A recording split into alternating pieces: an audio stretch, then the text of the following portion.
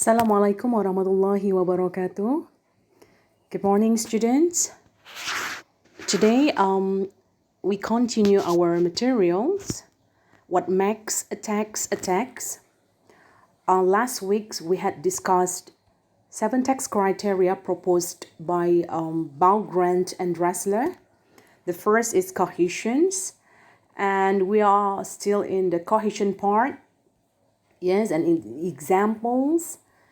And we had also discussed about the axis, yes, person axis, spatial axis, and temporal axis.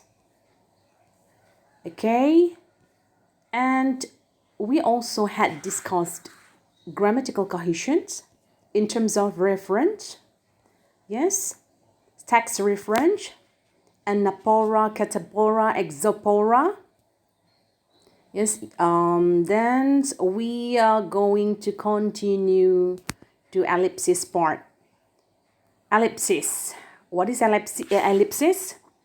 Omissions of parts of an utterance or sentence the speakers or writer feels is obvious from the context and therefore need not be mentioned. Examples, yes, to make it clear, to understand the definitions of ellipsis. Look at the example. The children will carry the small boxes. The adult, the large one. You see that? Ellipsis. My husband liked the green tiles. I prefer the blue. Note, ellipsis is not allowed in courtroom interaction during the adducing of evidence. This ellipsis. Yes, understand what the definitions of ellipsis. Omission. There is a part of sentences that is omitted. And then, yes, still in terms of cohesions, ya, kita masih pada bagian cohesions, substitutions, similar to ellipsis. Nah, jadi substitution ini sama dengan ellipsis, ya. Operates either at nominal, verbal, or clausal levels. Nah, the use of ones, ya, baik singular maupun jamak di situ, coba you lihat. I offered him a seat. He said he didn't want one. Yes, I offered him a seat. He said he didn't want one. And then the use of so and not. Do you need leave? If so, wait for me. If not, I will see you there. And then the use of same. She selected the lamb chops. I did the same. Nah, jadi pada penggunaan substitusi, yes, ada penggantian dari pola kalimat yang sama, ya, dengan menggunakan want, so or not, ataupun kata same, tanpa harus mengulang kembali kalimat yang sebelumnya. Ya, seperti she selected the lamb chops. I selected the lamb chops. No, ya, tidak demikian, tetapi adanya kata pengganti, tapi maksudnya masih sama. Masih pada aspek cohesion, ya. Cohesion kita masih berada di aspek grammar, ya, aspek struktur, aspek tata bahasa. Conjunctions, ya. I think you have been familiar with the conjunction as one of parts of speech. Yes, kata penghubung. Signals, relationships or connection between events and situations. Look at the examples of conjunction. Categories of conjunctions. Yes, ada 4 di sini. The first is additive. Example, and in addition, furthermore. Adversative, but however, on the other hand, nevertheless. and temporals, examples. Then after that, finally, consequently, and causal. So, consequently, for this reason, because. Ya. Nah, coba kita lihat makna daripada conjunction. Yes, baik dari kategori additive. Yes, adanya makna pertambahan di situ, menambah. Adversative, adanya makna yang kontras atau berlawanan. Temporals, adanya makna sequence of times, yes, ada makna waktu di situ. Causals, yes, ada makna sebab, yes, sebab. Let's see in the example, conjunctions. Yes, questions. What meaning is expressed by the conjunction and? Nah, jadi kita sekarang mau coba membahas ya conjunction atau kata penghubung and. Ya, semua dari kita sangat sering menggunakan kata and dalam komunikasi kita sehari-hari. Dalam discourse kita sehari-hari, dalam language use ya. Kembali saya ingatkan definisi daripada discourse. Yes, discourse itu adalah language use. Nah, let's see, the meanings of and expressed by 4 different sentences below. She is intelligent. She is intelligent. And she is very reliable. Okay, itu ada and. Okay, yang kedua. I live here for 10 years and I've never heard of that restaurant. And kedua, pada kalimat kedua. And he fell in the pool and caught a chill. And pada kalimat ketiga. I got up and made my bed. And pada kalimat keempat. Oke, ini untuk penugasan kalian. Ya, untuk tugas, tandai aspek conjunctions. Temukan makna kata and di sini. Ya, temukan makna kata and di sini. Baik pada kalimat pertama, kalimat kedua, kalimat ketiga, dan kalimat keempat. Apakah and di sini mempunyai makna additive, adversative, temporals maupun causals, Nah, jadi dalam discourse, yes, kata and saja itu bisa mempunyai banyak makna. Yes, nanti silahkan yuk kerjakan slide nomor 25. Oke, tadi yang kita bahas sebelumnya adalah grammatical cohesions. Nah, sekarang kita coba pahami apa itu lexical cohesions. Nah, I hope that you membiasakan diri untuk memahami istilah-istilah dalam menganalisa discourse. Nah, tadi aspek cohesions, grammatical cohesions yang berhubungan dengan struktur ketatabahasaan. Nah, sekarang kita masuki bagian cohesion yang kedua, yaitu lexical cohesion. Lexical itu berhubungan dengan lexicon, berhubungan dengan words, yes, berhubungan dengan words. Nah, lihat aspek yang pertama dari lexical cohesion, yaitu repetitions. Repeated words or phrases throughout the text. Synonyms, using different words to refer to the same things. Superordinates, using an umbrella term instead of repeating the same word. General words, using general noun like things, stuffs, persons, women's, men's, or general verbs. Yes, seperti do or happens. Nah, jadi kita sekarang coba pada latihan. Yes, coba yuk lihat. Latihan, coba identify the device used for lexical cohesion. Yes. Sentence number 1. There was a fine old rocking chair that his father used to sit in. Sorry, itu to sit in ya. A desk where he wrote letters. A nest of small tables. And a dark, imposing bookcase. Now all the furniture was to be sold.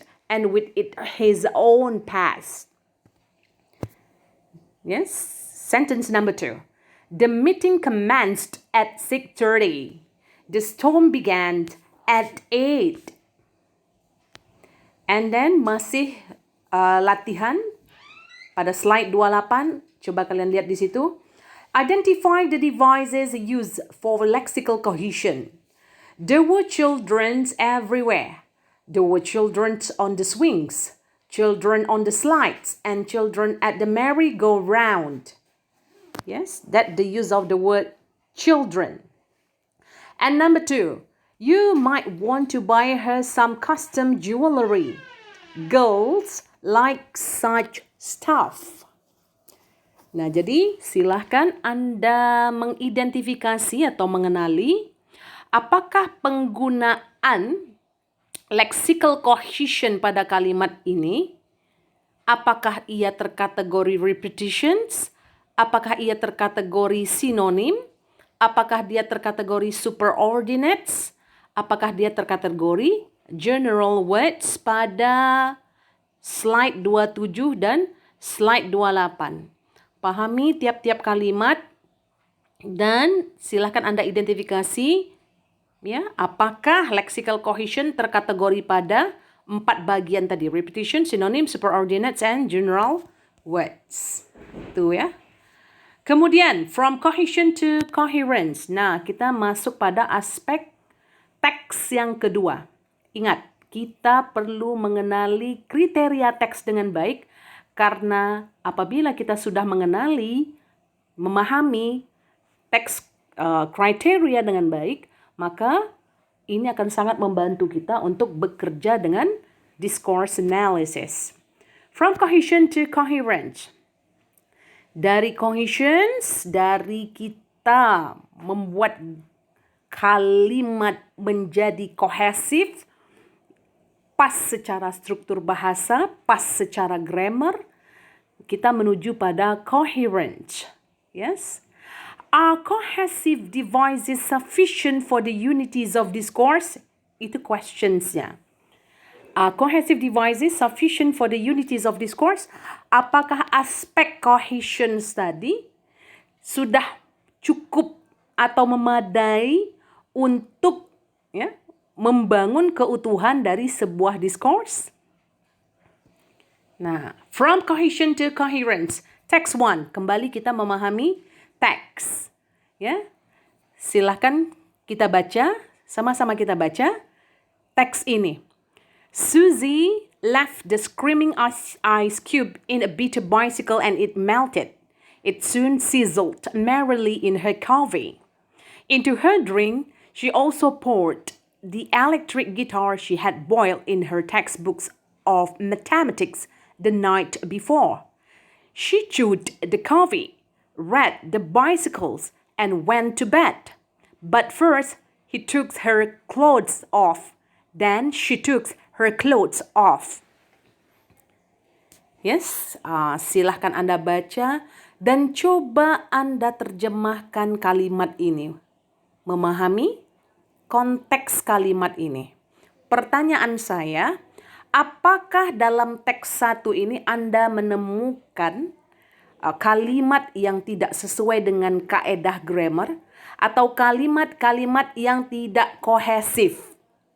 Apakah secara grammar kalimat pada teks 1 ini, ya, paragraf ini ada yang salah?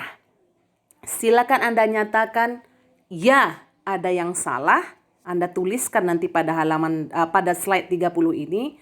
Ya, pada teks 1, yes, kalimat-kalimat ini salah secara grammar atau tidak kohesif. Yes, tidak kohesif. Kaedah cohesion-nya tidak benar. Atau Anda nyatakan, tidak, kalimat ini benar secara kaedah tata bahasa.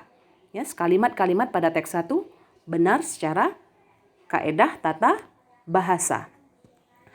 Nah, lanjut kepada slide berikutnya ya, masih from cohesion to coherent. Text 2. Nah, coba kita pahami lagi text 2. The net balked with a lightning shoot. The referee blew his whistles and signaled.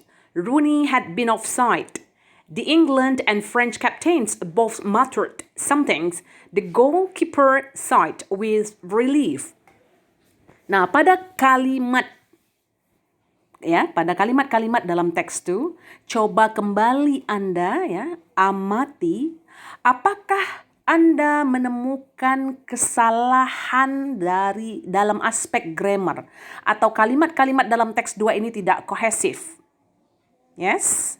Tidak kohesif. Silakan Anda terjemahkan kalimat ini dan rasakan apakah Anda menemukan the unities of discourse di sini. Apakah kalimat dalam teks 2 bisa dipahami dan benar secara tata bahasa, atau Anda menemukan kesalahan-kesalahan secara tata bahasa, secara grammar dalam kalimat ini, dan kalimat-kalimat dalam teks 2 ini tidak bisa dipahami. Yes, kerjakan slide 30 dan 31. Kemudian, kita masuk pada teks kriteria yang kedua, yaitu coherence. Nah, coherence. Tadi kita sudah memahami apa itu cohesion. Dari cohesion kita menuju coherence. Apakah tadi aspek cohesion itu cukup untuk memberikan konteks yang baik dalam teks atau dalam kalimat-kalimat. Nah, sekarang kita pahami aspek yang kedua dari teks, yaitu coherence. Apa itu coherence?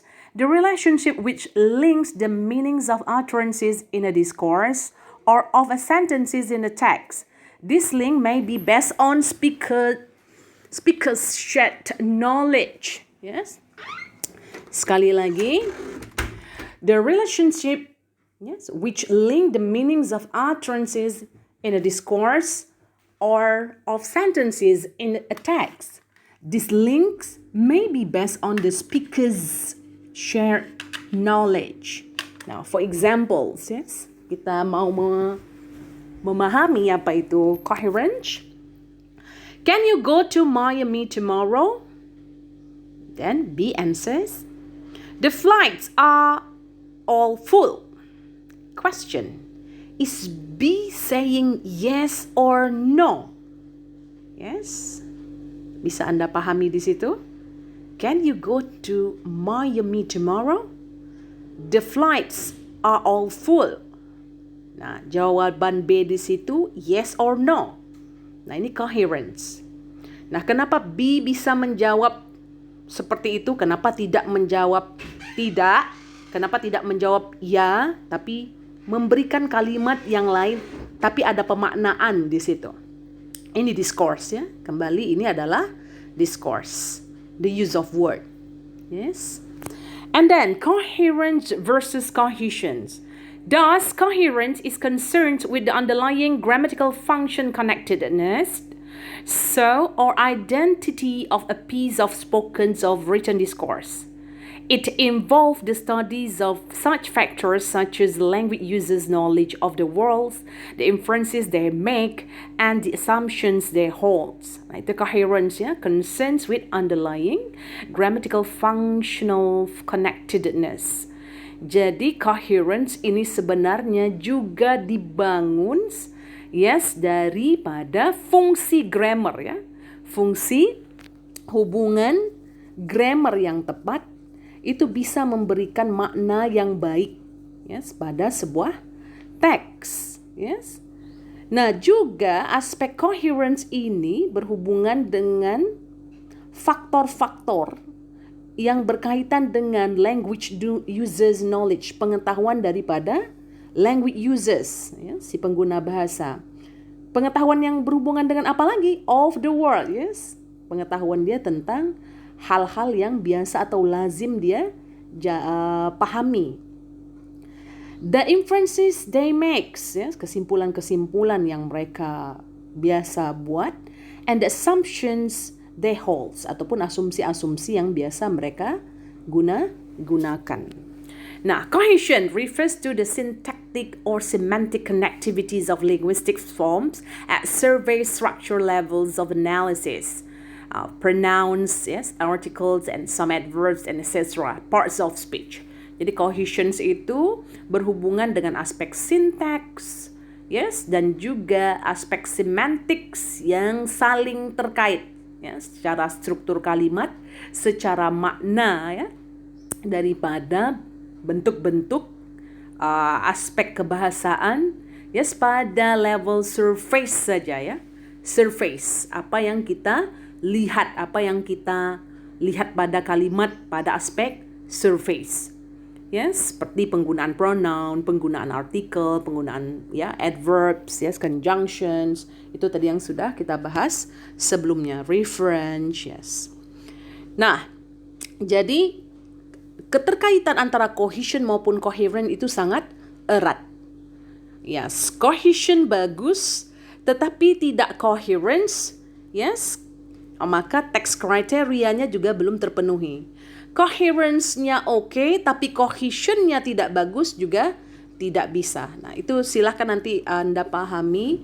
Yes, Anda kerjakan slide, yes, di slide, saya ingatkan kembali ya, slide di 30 dan 31 ya, memahami cohesion dan coherent di sini. Yes, Anda kasih pemaknaan di situ. Nah, kita masuk pada aspek teks yang ketiga ya, the third text criteria, that is intentionality. Intentionality. Apa itu intentionality? Relates to the attitude and purpose of the text producers. Yes, berhubungan dengan attitudes. Yes, attitude-nya and purpose of the text producer. Siapa yang menghasilkan teks? Tujuan daripada teks, maksud teks, atau attitudes daripada orang yang menghasilkan teks. Examples. What is the purpose of hadith? Yes, what is the purpose of hadith? I think konteks ini sangat dipahami oleh Muslims ya. Ketika ditanyakan kepada Anda, Muslims, yes, apa tujuan daripada teks hadis? Nah, langsung Anda akan mengkonekkan pengetahuan Anda, yes, konteksnya, yes. Ini mau saya bilang background knowledge konteks. Nah, kalau kita kembali kepada pembahasan konteks, background knowledge konteks. Yes, Muslim discourse community. Pasti you tahu apa itu hadis. Apa tujuan daripada hadis? Oke. Begitu pula dengan contoh berikutnya. What is the purpose of a marriage certificate?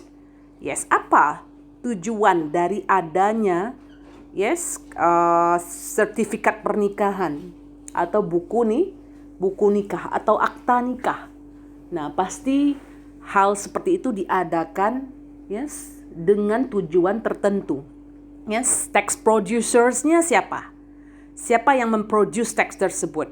Yes, what is the purpose of your birth certificates?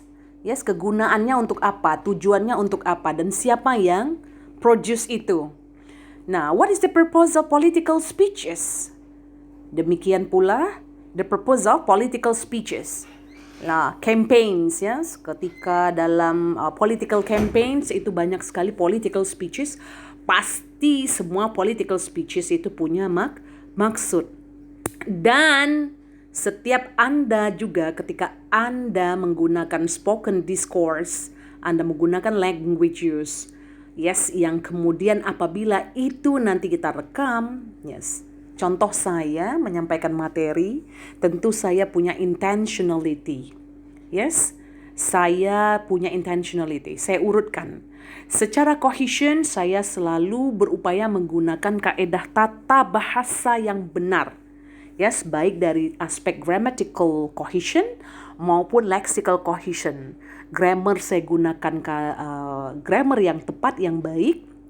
Yes, dan pada aspek lexical cohesion saya juga menggunakan pilihan-pilihan kata yang kadang ada repetition, kadang saya menggunakan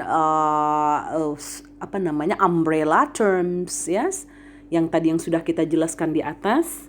Nah, kemudian saya juga menggunakan coherence, yes, di mana saya ingin kalimat-kalimat yang saya sampaikan, penjelasan-penjelasan yang saya sampaikan, semuanya dapat Anda pahami dengan baik. Nah, kemudian saya juga punya intention punya maksud ketika menyampaikan perkuliahan ini atau ketika saya membuat kuliah, yes, yang kemudian saya posting di YouTube. Pasti saya punya intention sebagai orang yang punya discourse ini.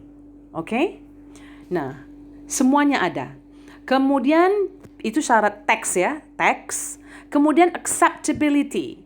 Teks juga harus acceptable. Apa itu acceptability? A text must be recognized as such by target discourse community recipients. Yes, a text must be recognized as such by the target discourse community. Ya, harusnya sebuah teks itu dapat dipahami oleh siapa yang menjadi komunitas discourse kita.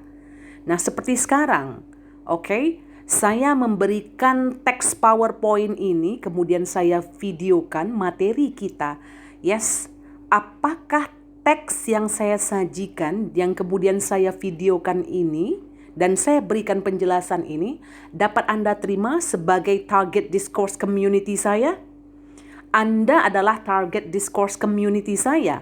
Yes, masyarakat discourse target saya. Karena siapa Anda? Anda adalah my students. Yes, saya, yes, sebagai text producers di sini.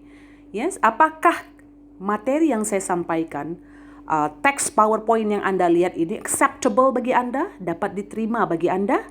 Nah, tentunya dapat diterima karena kita dalam konteks kelas discourse. Teks yang Anda butuhkan adalah materi-materi seputar discourse. Kalau pada mata kuliah ini, yes, kemudian saya memberikan Anda teks berupa cerita sejarah, ya, sejarah kerajaan Indonesia, sejarah dunia, mungkin tidak nyambung dan tidak acceptable. Tentu kalian sebagai target discourse community dalam mata kuliah discourse ini akan menolak. Memang kami kok diberi teks yang seperti ini tidak sesuai konteks karena materi pembelajaran kami adalah discourse, yes, analysis. Nah, itu ya acceptable. Jadi teks harus acceptable bagi target discourse community. Yes. Kemudian this aspect mirror intentionality. Nah, ini tentu saja intentionality berkait dengan acceptability. Si text producers, yes, itu bermaksud apa? Apakah maksudnya tadi dapat diterima oleh target discourse community? Ya, okay. How can a text be acceptable? Bagaimana sebuah teks dapat diterima? Nah, tadi sudah saya jelaskan, yes. Tentu, ya, dia harus mengikuti konteks yang ada. Nah, misalnya saya seorang penceramah gitu. Target discourse community saya tentu audiens saya, para jemaah. Nah, bagaimana kemudian yes, hal-hal yang saya sampaikan ataupun nanti ada materi yang saya sampaikan itu sesuai atau dapat diterima oleh jemaah, tentu harus sesuai dengan apa yang dibutuhkan oleh jemaah sesuai dengan konteksnya. Nah, begitu pula tadi ya dalam pembelajaran kelas. Begitu pula dokter, ketika Anda pergi ke dokter. Nah, ketika dokter menuliskan teks resep obat gitu, Anda menerimanya, itu acceptable. Tapi ketika nanti dokter memberikan Anda seputar informasi tentang fashions, nah tentu itu tidak acceptable karena Anda bukan target discourse community, yes, dalam bidang medicines, yes, medicals, treatments, okay. Nah, itu acceptable. Aspek teks berikutnya adalah informativity. Teks harus informatif, harus punya nilai informasi. Refers to the quantity and qualities of new or expected information in the text. Yes, jadi informasi ini bisa merujuk pada aspek kuantitas daripada informasi dan juga kualitas daripada informasi. Yes, seperti ya. Also how the new information is included in the text.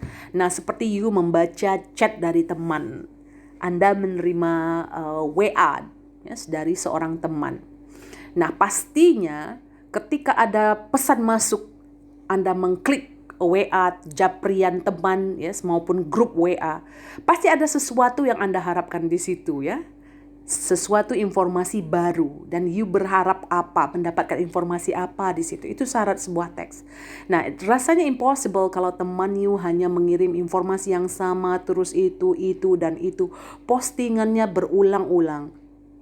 Nah, itu juga Anda pasti tidak senang. Karena apa? Tidak ada new, tidak ada expected information lagi di dalam teks yang dikirim. Nah, syarat sebuah teks harus informatif. Selanjutnya, syarat teks juga harus punya situationality.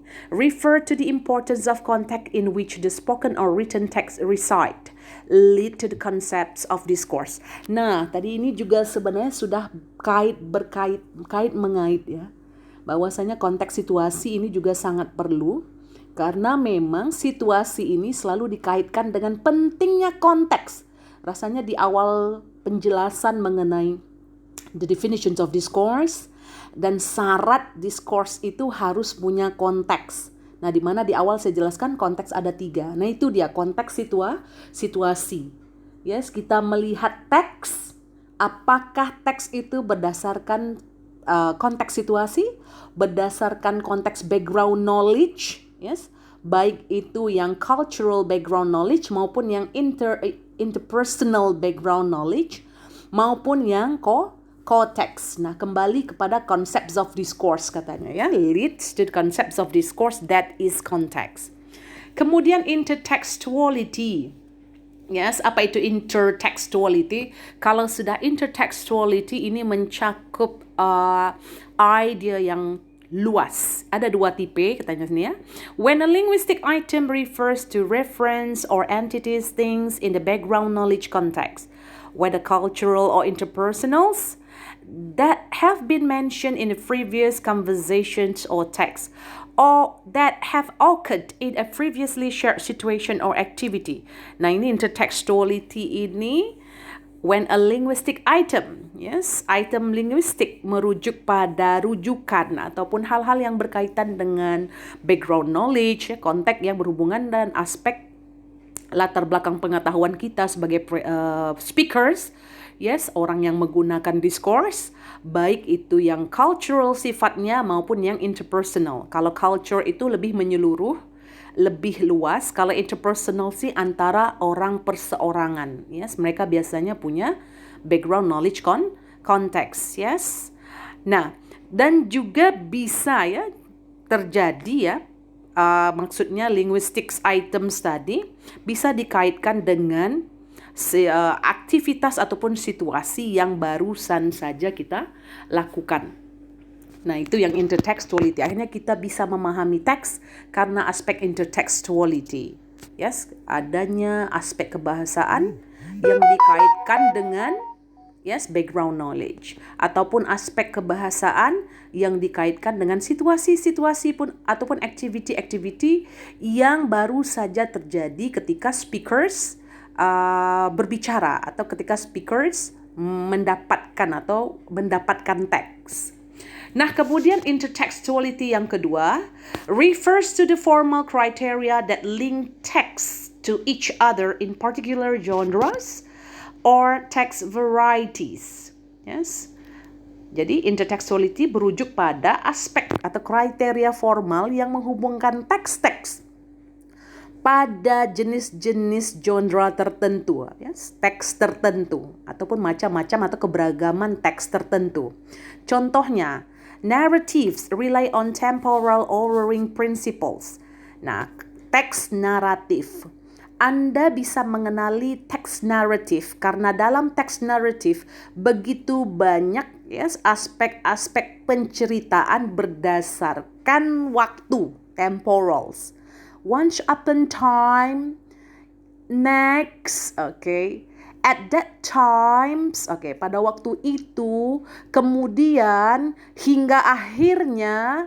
Nah, yes, kalau naratif, yes, selalu intertextuality yang ada itu berdasarkan atau banyak bergantung pada ini dia temporal ordering principles. Kita tahu ada semacam plot, yes, plot Yes, waktu. Kemudian yang kedua, argumentative text. Dalam argumentative text itu syarat dengan explanation, penjelasan-penjelasan, scientific articles ataupun articles yang sifatnya ilmiah. Use contrastive devices, banyak menggunakan device yang sifatnya contrastive. Okay. Kemudian descriptive text. Use spatial or temporal element in descriptions. Yes, banyak menggunakan aspek spatials and temporal elements. Yes, you bisa kembali pada penjelasan apa spatial diaksis, temporal diaksis atau temporal element yang sudah kita jelaskan pada penjelasan cohesions di situ. Ya, descriptive text. Itu ciri khasnya begitu gitu. Instructive text, example textbooks. Use argumentative and enumeratives. Nah, kalau dalam textbooks, ketika kita melihat sebuah textbooks, maka dia syarat dengan penggunaan argumentation and enumeratives.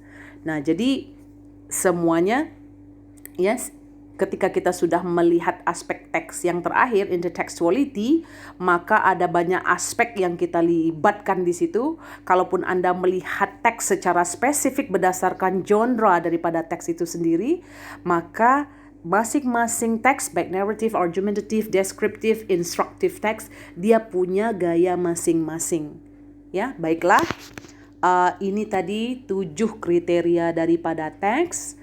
Silahkan Anda pahami, yes, baca kembali, pahami contohnya, kemudian kerjakan tugas di beberapa slide yang sudah saya berikan tadi, yes. Sekedar mengingatkan ya, tadi Anda coba memahami from cohesion to coherence, baik pada slide 30 dan slide 31, dan nyatakan pendapat Anda, yes, pada 2 teks tersebut. Kemudian pada slide 27 dan 28, Anda mengidentifikasi jenis lexical cohesion yang ada pada tiap-tiap kalimat, kemudian penggunaan conjunction and, yes, silahkan you identifikasi masing-masing ya pada slide 25 makna daripada penggunaan kata and. Yes, silahkan dibaca kembali, pahami. Oke, untuk background knowledge Anda memahami materi discourse analysis berikutnya. Okay, I think that's all for today's material. Okay, Assalamualaikum warahmatullahi wabarakatuh.